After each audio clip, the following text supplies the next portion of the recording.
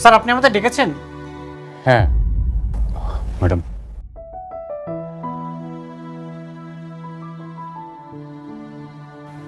আসছেন আপনারা সবাই?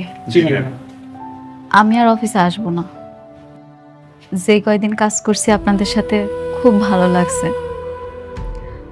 আপনারা সবাই আমার জন্য দোয়া করবেন, আর যারা উপস্থিত নাই তাকে একটু বুঝায় বলবেন। ম্যাডাম, আপনি কি আজীবনের জন্য চলে যাচ্ছেন? আপনাকে ছাড়া আমাদের অফিস চলবে কি করে?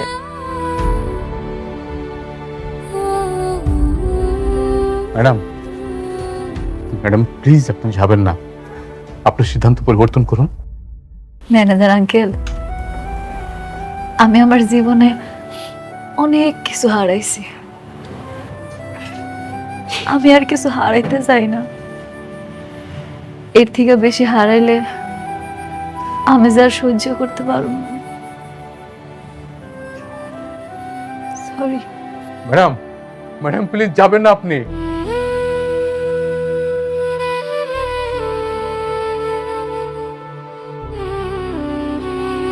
কি ব্যাপার স্যার?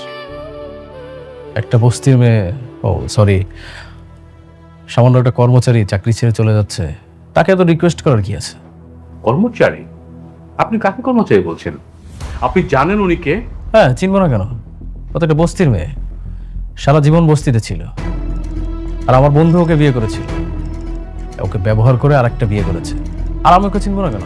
স্টপ রাতুল সাহেব, আর একটা বাজে কথা বললে আপনার সমস্ত প্রজেক্ট আমি বন্ধ করে দেব। Sorry sorry sir, sorry. আপনি জানেন উনি কে? আপনি জানেন না, উনি বস্তির মেয়ে না। উনি আমাদের চেয়ারম্যান স্যার সারোয়ার চৌধুরী একমাত্র মেয়ে, সালিমার চৌধুরী।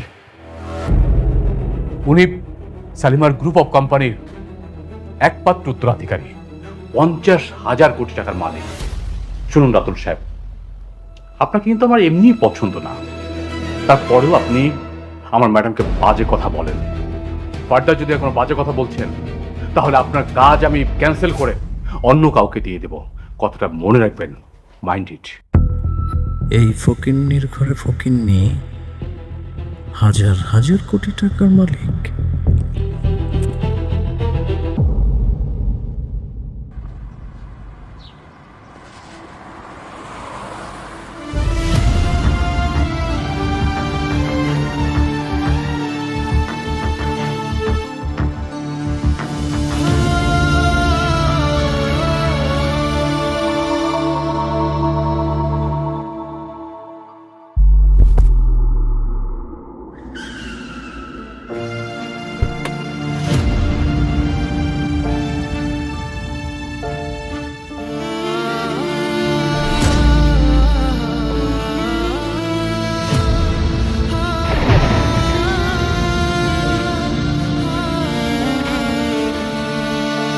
কোথাও লাগেনি তো তোমার?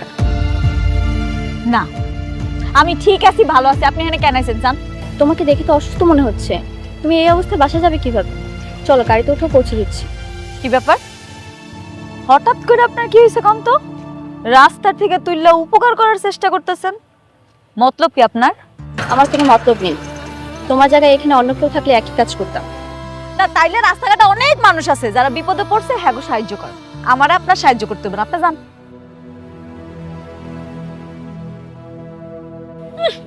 আইসে দরদ উতলায় পড়ে। হ্যাঁ,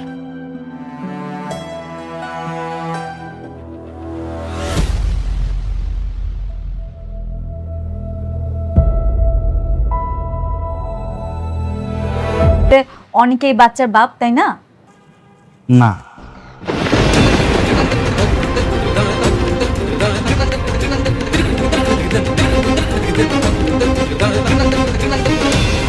আপনার গর্ভের যে সন্তানের ডিএনএ অনিক সাহেবের ডিএনএর সঙ্গে ম্যাচ হচ্ছে না, সুতরাং আপনার গর্ভের সন্তানের বাবা অনিক সাহেব না।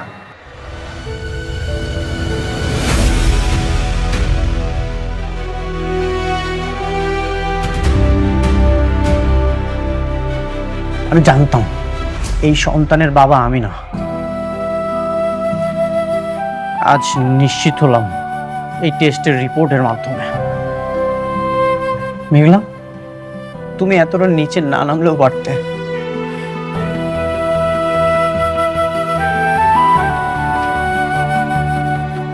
ডাক্তার সাহেব, আপনি আরেকটা বার টেস্ট করে দেখেন না।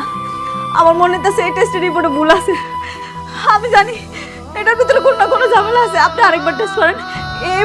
এবার শিওর আমি ঠিক রেজাল্ট আইব। করুন না টেস্ট। প্লিজ মেঘলা, আর কত নাটক করবে তুমি? উনি তো বললেন 3 বার অলরেডি টেস্ট করেছে। তুমি যদি 1000 বারও টেস্ট করো না, একই রেজাল্ট আসবে। সত্যই এটা কখনো তুমি চেঞ্জ করতে পারবে না। একটু মনে করে দেখো তো, কার সাথে তুমি সময় কাটিয়েছিলে? ও, তোমার তো এখন মনে পড়বে না কার সাথে তুমি সময় কাটিয়েছিলে। আচ্ছা, আমি তোমার জীবনে কয় নাম্বার মনে হয় সেটাও তুমি এখন বলতে পারবে না। তুমি আমাকে অনেক কষ্ট দিয়েছ। অন্য একজনের পাপ তুমি আমার ঘাড়ে চাপিয়ে দিচ্ছ, আবার মিথ্যা মামলাটা পর্যন্ত করেছো। এখন নিশ্চয়ই মিথ্যা মামলাটা তুলে নিতে কোনো সমস্যা থাকবে না। তুমি এতটা নিচে না নামলেও পারতে। অনেক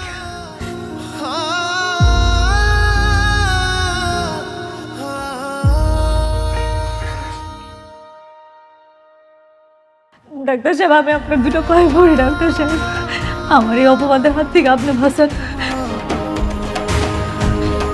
আমি মেঘলা, অনেকটা সারা আজ পর্যন্ত কোনোদিন কারো ভালোবাসি নাই। আমার এই শরীরে কেউ কোনোদিন স্পর্শ করার সুযোগ পায়নি।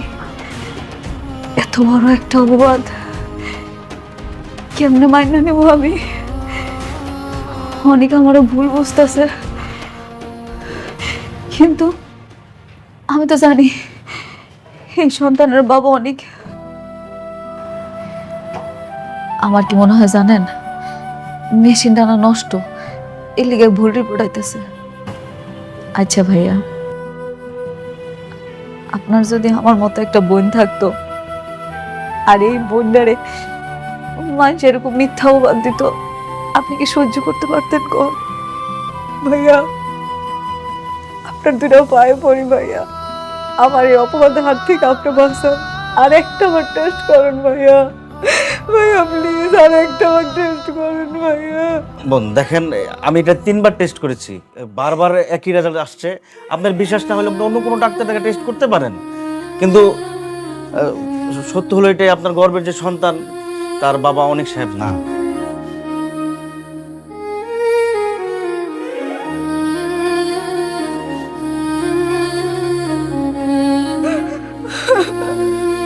কিছু করার নেই, এটা মেনে নিতে হবে। সরি।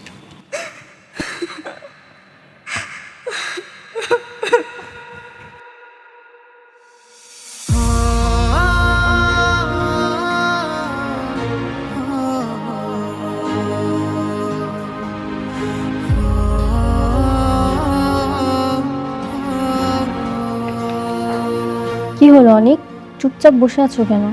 রিপোর্ট কি আসছে? কি হলো, কথা বলছো না কেন? অনেক ডিএনএ টেস্টের রেজাল্ট কি?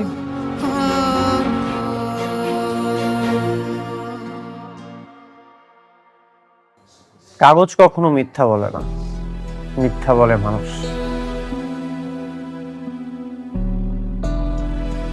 এই রিপোর্ট আমার চরিত্রের সার্টিফিকেট না, এটা হচ্ছে মেঘলার বিশ্বাসঘাতকতার দলিল। বাবা, আমি অনেকবারই বলেছিলাম এই সন্তানের বাবা আমি না, আর আজ তো প্রমাণ হয়ে গেল। এই যে ডিএনএ টেস্টের রিপোর্ট, ডক্টর ক্লিয়ার করে বলে দিয়েছে এই সন্তানের বাবা আমি না। তাহলে এই সন্তানের বাবা কি? সেটা তো আমিও জানি না। কিন্তু তুমি তো ওর হাজবেন্ড, এটা তোমার সন্তান না হলে কার সন্তান? হাজবেন্ড ছিলাম, কিন্তু তোমাকে বিয়ে করার পর থেকে আমি ওকে অনেক আগেই ত্যাগ করেছি। এখন তোর সাথে আমি থাকিও না। তুমি কি বলতে চাচ্ছ? তোমার স্ত্রী অন্য কারো সন্তানের মা হতে চলেছে? হতেই পারে, এখন তো অনেক বড় লোক মানুষের সাথে তার ওঠা বসা, হয়তো তাদের মধ্যে কেউ একজন তার সন্তানের বাবা। তাহলে তো মেয়েটা ভীষণ খারাপ, তোমার সাথে ডিভোর্স হওয়ার আগেই। ছি ছি ছি ছি ছি, ছি। বৃষ্টি, এখন নিশ্চয়ই তোমার আর মনের মধ্যে কোনো সন্দেহ থাকবে না। কিন্তু এটা কিভাবে সম্ভব? কিন্তু যদি অথবা সবকিছু শেষ, একটা রিপোর্ট সবকিছু শেষ করে দিয়েছে। আশা করি এখন আর কোনো কোশ্চেন থাকবে না। আমি এই সন্তানের বাবা না।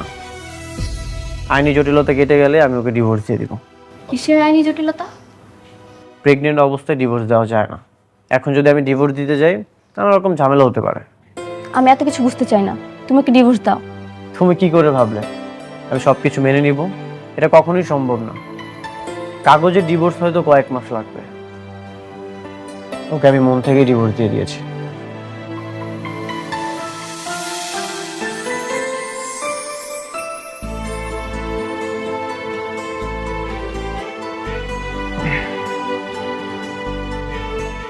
এবার নিশ্চিন্ত হলি তো? মন থেকে এখন বোঝাটা ছেড়ে ফেল। সত্যি কি মন থেকে বোঝা নামবে বাবা, নাকি নতুন কোন আশঙ্কার জন্ম হলো?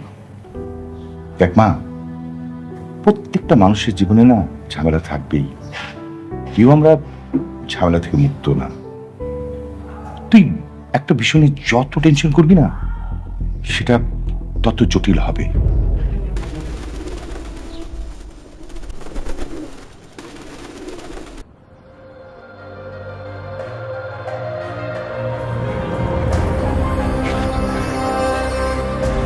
কিরে মেঘলা, রিপোর্ট কি আইছে? কথা কস না। রে মা, ডাক্তার কি কইলো? রিপোর্ট পাইছস? রিপোর্ট পাইছি আব্বা।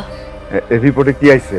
হ্যাঁ, অনেক প্রমাণ পাইছে তো এটা তারই সন্তান। হ্যাঁ, প্রমাণ পাইছে না? আব্বা, রিপোর্টে আইছে এই সন্তান অনেকের না।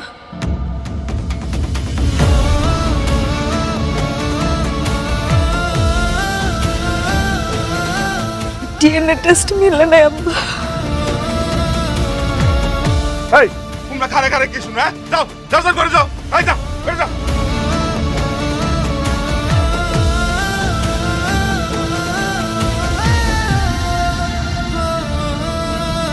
আরে তোমরা আমারে ঘরের ভিতরে নিয়ে যাইতেছো কেন? আব্বা, কয়জনের মুখ তুমি বন্ধ করবা? আজ না হয় কাল সবাই তো কইবো আমার এই পেটের সন্তান অবৈধ। এখন আমি কি করব? আমি কই যাবো? কেউ কিছু করবো না, সব ঠিক হয়ে যাবে রে মা। আব্বা, আম্মা, তোমরা তো বিশ্বাস করো আমি কোনো পাপ করতে পারি না, আমি খারাপ না। আমার এই পেটের সন্তানটা তো অনেকের, এটা তো তোমরা জানো আব্বা, জানো না মা? আমি তোরে বিশ্বাস করি, আমি সবাই তোরে বিশ্বাস করি, তুই খারাপ কাজ করতে পারোস না। আর এই পেটের সন্তান অনেকেরই, এন আর কোনো কথাই হইব না। আর ওই ডাক্তার গো যন্ত্রপাতি, এটা কি ঠিক আছে? কখন কি হয়? মা, ও মা, তুই মন খারাপ করিস না, তুই কিন্তু তোর সব ঠিক হয়ে যাবো, তুই সব ঠিক হয়ে যাবো। কিন্তু আব্বা, যার সন্তান এই যদি স্বীকার না করে, আমি সমাজে মানুষের কি কমু কম? তাছাড়া এই নিষ্পাপ শিশুরা আমি কি কমু ওর বাপকে? আমার তো সমাজের সবাই সিসি করবো, কলঙ্কিত করবো আব্বা। কেউ তোরে কলঙ্কিত করতে পারবে না। হ্যাঁ, আমি সমাজের সবাই চিৎকার করে কমু আমার মেয়ে খারাপ না, খারাপ কাজ করতে পারে না। আব্বা, কয়জনের মুখ তুমি আটকাই বাবা গো? করে দিয়েছ? অনেক আমার বাসা ঠিক করে না, আবার বেমানি করছে। আমার আয় বাবা, একটু শান্ত হ।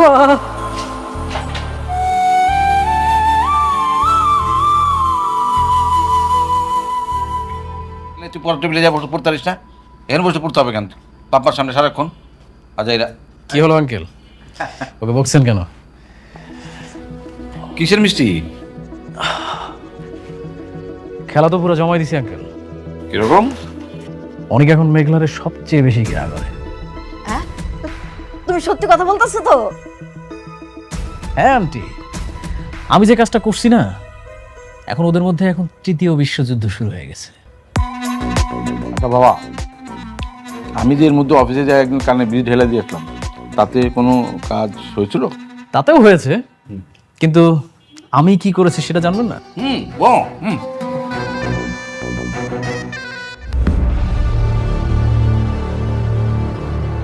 কি সমস্যা আপনার? আমার ছোট্ট একটা কাজ করে দিতে হবে, কাজ শেষে আরো পাবেন। কাজ? কি কাজ? কিছুক্ষণ আগে দুজন স্বামী স্ত্রী এসেছিল না ডিএনএ টেস্ট করার জন্য? হ্যাঁ। ওদের রিপোর্টটা পরিবর্তন করতে হবে। কি বলছেন এগুলো? এটা কোনোভাবেই সম্ভব না। আমরা যে টেস্টগুলো করি অনেক নিখুঁতভাবে করি, এটা কোনোভাবেই পরিবর্তন করা সম্ভব না। আচ্ছা আপনি বলুন আপনার কত টাকা চাই, তারপরে আপনার কাজটা করে দিতে হবে। আমার মনে হচ্ছে আপনার পুরন খেলোয়াড়। আপনার কথাটা কিন্তু খারাপ বলেননি। আসলে এই টাকা দিয়ে কিছু হবে না, এই টাকা দিয়ে আপনি কিছু করতে পারবেন না। টাকা এমন একটা জিনিস যা সব কিছু পরিবর্তন করতে পারে। এখন আপনি বলেন আপনার কত টাকা চাই? আমার 2 লক্ষ টাকা লাগবে।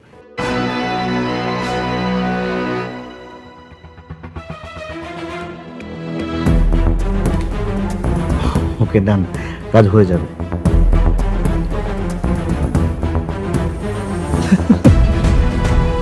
ওরে বাবা, তুমি তো বিরাট বাস দিয়ে দিছো। আমার মনে হয় আরো 4-5টা মিনিট খাওয়া উচিত। খান খান। অনিকের মনের মধ্যে এখন ওর বইয়ের প্রতি ঘৃণা বাড়ানো শেষ, এখন ওর বইয়ের মনের মধ্যে ঘৃণা বাড়াতে হবে। ম্যাডাম আমাকে ডেকেছিলেন? আমার একটা জরুরি মিটিং ছিল, আমি মিটিংটা শেষ করে আসতে একটু দেরি হয়ে গেল, সরি ম্যাডাম। কোনো অসুবিধা নেই। আপনার মিটিংটা কি শেষ হয়েছে? জি ম্যাডাম। ম্যানেজার আঙ্কেল, আমি আপনার কিছু কথা বলতে চাই। জি ম্যাডাম। আমি আর এই অফিসে আসুন না, আমার আর কিছু লাগবে না। কি বলেন ম্যাডাম? আপনি ছাড়া কিভাবে চলবে? সবকিছুতে আপনাকে দরকার। ঠিকই বলতেছি ম্যানেজার আঙ্কেল, আমার বাড়ি গাড়ি বিলাসী জীবন কিচ্ছু চাই না। আমার না একটু শান্তি চাই। এই বিলাসী জীবন দিয়ে আমি কি করবো আপনি কোন? ম্যাডাম আপনি কোনো কারণে টেনশন আছেন? আপনি আমাকে বলেন, আমি সমাধান করার ব্যবস্থা করছি। না না, আমার লগে যেটা ঘটতেছে সেটা আপনি সমাধান করতে পারবেন না। তো ম্যানেজার আঙ্কেল, আমার আর কিচ্ছু লাগবে না। আমার ধন সম্পদ বাড়ি গাড়ি কোনো কিচ্ছু দরকার নাই। আমি না একটু একা থাকতে চাই, একটু শান্তি চাই। ম্যাডাম এটা আপনি কি বলছেন? মানে সবকিছু আপনি ছাড়া কিভাবে সম্ভব? মানে আপনার সাইন লাগবে ব্যাংকের, আপনার সাইন চেকে সাইন লাগবে, সমস্ত কিছুতে আপনাকে দরকার। আপনাকে ছাড়া তো কিচ্ছু চলবে না ম্যাডাম। আমি যখন ছিলাম না তখন আপনি ছিলেন তো, আমি জানি আপনি পারবেন। আপনি একটু কষ্ট করে অফিসের সবাই ডাক দিয়ে দিবেন, আমি একটু যাওয়ার আগে ওনাগুলোকে কথা কইতে চাই। জি ম্যাডাম। রহিম ভাই। জি স্যার। অফিসের সবাইকে এখানে ডাকুন। জি স্যার। আপনাকে পেয়ে আমরা সবাই নতুন করে কাজ শুরু করেছি, নতুন উদ্যমে।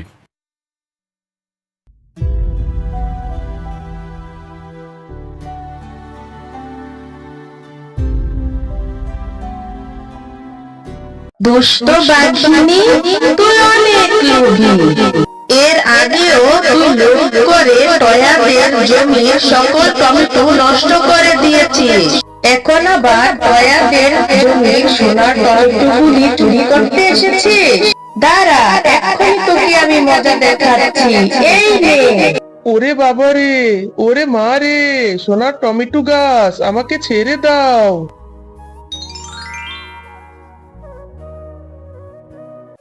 ও মা, মা আর কত সময় লাগবে তোমার? তাড়াতাড়ি বাড়ি চলো না। দাঁড়া রে মা টয়া, আমার হয়ে গিয়েছে, দেখছিস না আমি কাজ করছি। আমাদের নতুন বাগানের টমেটো এগুলা, দেখছিস টমেটোগুলো দেখতে কত সুন্দর। তুই দেখবি এই টমেটোগুলি রান্না করলেও খেতে অনেক মজা লাগবে, তুই অনেক মজা করে খেতে পারবি। না মা, টমেটো খেতে আমার একদম ভালো লাগে না। তুমি তাড়াতাড়ি বাড়ি চলো না মা। আচ্ছা আচ্ছা চল, এতটুকু টমেটোই আজকের জন্য যথেষ্ট। আজকে না হয় অল্প একটু টমেটো দিয়ে রান্না করব। মা, আমার তো টমেটো খেতে একদম ভালো লাগে না, কিন্তু তুমি যে টমেটোর চাটনি রান্না করছো তার থেকে যে সুন্দর ঘ্রাণ বের হচ্ছে মা, মনে হচ্ছে এখনই আমি খেয়ে ফেলি। ও মা, মা তোমার রান্নাটা কত দূর, তাড়াতাড়ি খেতে দাও না মা, আমার যে খুব খেতে ইচ্ছে করছে। হ্যাঁ রে মা টয়া, টমেটো গুলো থেকে খুব সুন্দর ঘ্রাণ বের হচ্ছে। এই তো এক্ষুনি হয়ে যাবে, আমারও রান্না প্রায় শেষ। খুব করে তো বলেছিলি যে আমি টমেটো খাবো না, আমি টমেটোর তরকারি খেতে পছন্দ করি না। দেখবি খেতেও ইনশাআল্লাহ অনেক মজা হবে। এই তো মা, আমারও হয়ে গিয়েছে, তুই ঘরে যা, আমি তোর জন্য খাবার বেড়ে নিয়ে আসছি। হ্যাঁ গো গিন্নি, এত এত পদ রান্না করেছো, তাও আবার সবকিছু টমেটো দিয়ে, বাহ খুব সুন্দর হয়েছে, আর খেতেও তো বেশ মজা।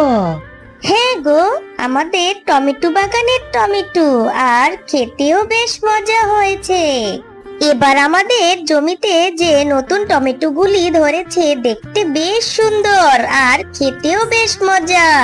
আর কথা বলার দরকার নাই, এখন তোমরা বাবা ও মেয়ে খাও তো দেখি।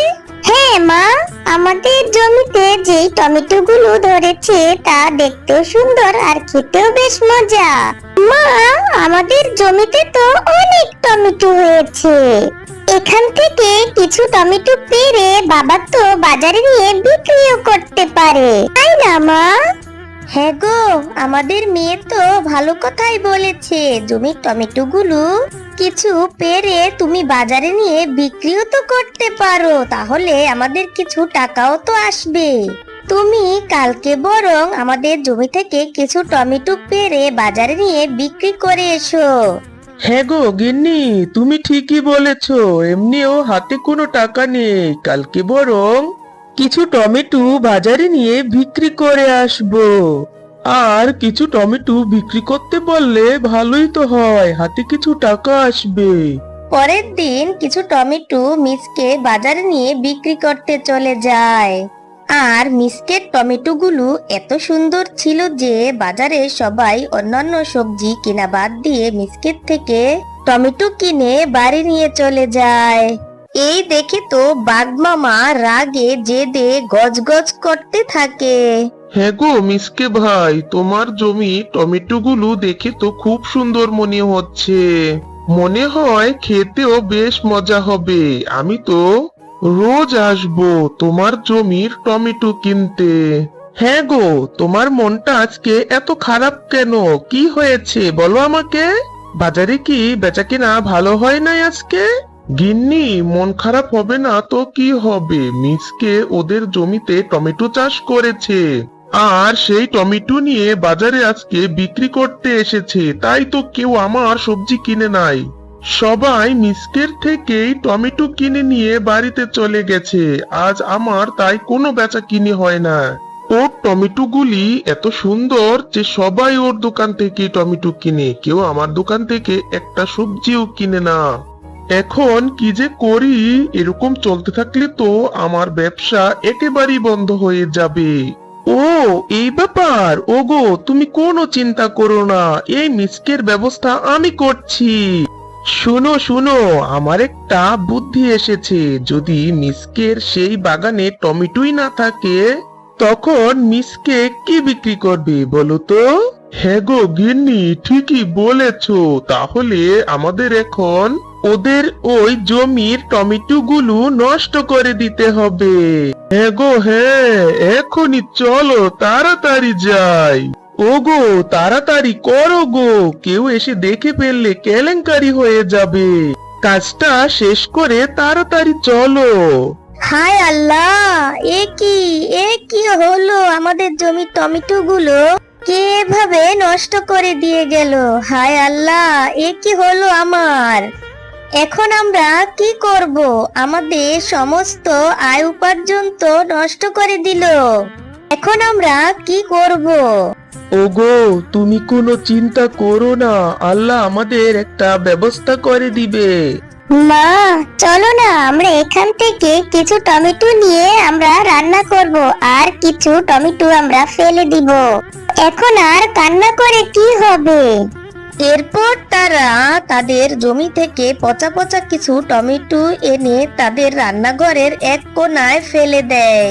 আহারে, এই টমেটো গুলো শেফার জমির কত কষ্টের টমেটো ছিল, আর এই কষ্টের ফলগুলো প্রতিবেশীরা নষ্ট করে দিল।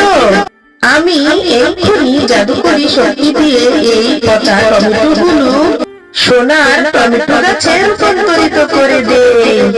এরপর পরীটা জাদু করে সেই পচা টমেটো গুলোকে সোনার জাদুর টমেটোতে রূপান্তরিত করে দেয়।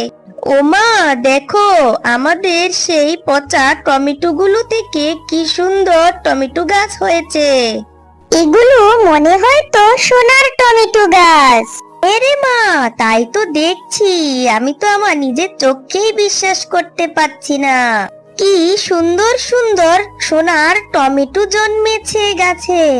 হ্যাঁ টয়া, আমরা জাদু করি সোনার টমেটো গাছ। তোমরা অনেক ভালো, তাই তো তোমাদের সেই পচা টমেটো গুলো থেকে এত সুন্দর সোনার টমেটো গাছ জন্মেছে। এখন থেকে তোমাদের আর কোনো অভাব থাকবে না। এই গাছে যত টমেটো দেখছো, এগুলো বিক্রি করে তোমাদের অভাব দূর হয়ে যাবে। হ্যাঁ সোনার টমেটো গাছ, তুমি ঠিকই বলেছো। দেখেছিস টয়ামা, আল্লাহ আমাদের বিপদে অনেক বড় উপকার করেছে। এরপর মিসকে শিয়াল সেই সোনার টমেটো গুলো নিয়ে স্বর্ণকারের দোকানে বিক্রি করতে যায়, আর সেই টমেটো গুলো বিক্রি করে সেই টাকা দিয়ে তাদের জন্য থাকার একটি বাড়ি কিনে। আরে আরে, মিসকে আর শেপা এত রাতারাতি এত বড় লোক হয়ে গেল কিভাবে? ওরা এত টাকা পেল কিভাবে? এত রাতারাতি এত বড় একটা বাড়ি তারা বানিয়ে ফেললো? ওদের তো মাত্র একটাই টমেটো জমি ছিল, আর সেটাও তো আমি নষ্ট করে দিয়েছি। তাহলে বাড়ি বানানোর জন্য এত টাকা ওরা কোথায় পেল? ওরা কি আলাদিনের সোনার চেরাগ পেল নাকি? যে দেখি তো।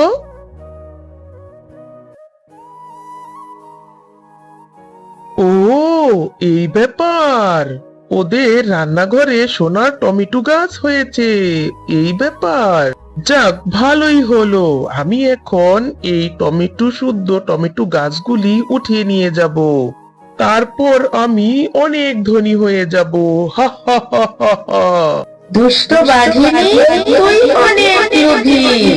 এর আগেও তুই লোভ করে টয়াদের টমেটো জমিটা নষ্ট করে দিয়েছিস। এখন আবার তুই এসেছিস টয়াদের সোনার টমেটো গাছগুলি চুরি করে নিয়ে যেতে। দাঁড়া, এক্ষুনি আমি তোকে মজা দেখাচ্ছি। এই নে, এই শাস্তি ভোগ কর।